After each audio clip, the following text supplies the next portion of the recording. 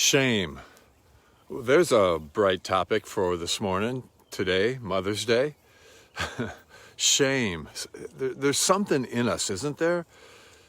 Original sin, original shame. So many people feel inadequate, stupid, dirty, and unworthy. I have in my own life too, but not so much anymore. But it's there in all of us. And when people come to me for counseling, many express shame. It's all about shame in one way or another. They say, as if people only knew the things I think, the things I've done, the things I've said, the things I wanted to do but didn't, who could love me? They couldn't possibly love me. So we all have that terrible feeling of a fundamental unworthiness. And it takes many different forms in our lives, whether we realize it or not. And I've heard it said that guilt is feeling bad about what we've done or not done. But shame is deeper. It's feeling bad about who we are to our core. You know the story. You know the story. Adam and Eve describe themselves as feeling naked. And so some of the first words that God speaks to his new creations are, "Who told you that you were naked?" And then next, in a beautiful, lovely, maternal image,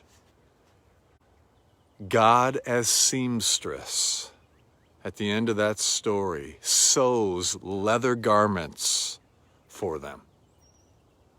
The first thing God does after creation itself is to cover their shame.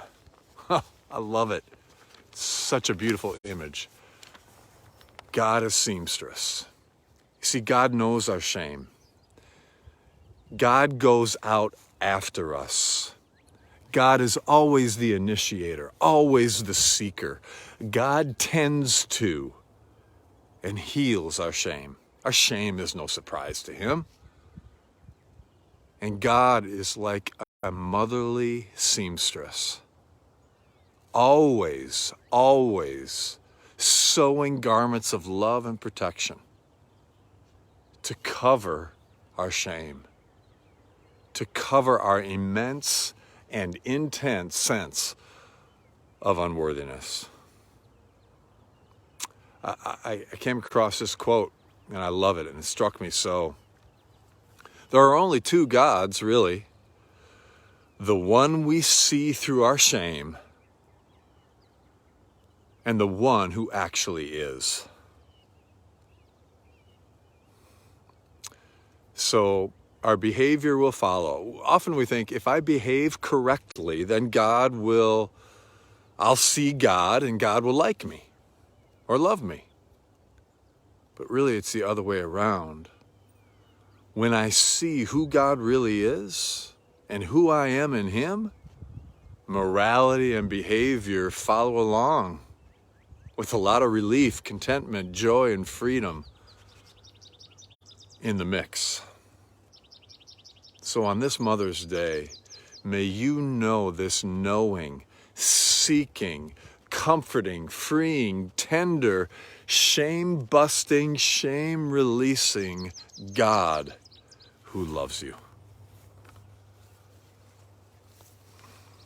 Yeah, amen. Take what's helpful, leave the rest. Until next time, may you live all the days of your life.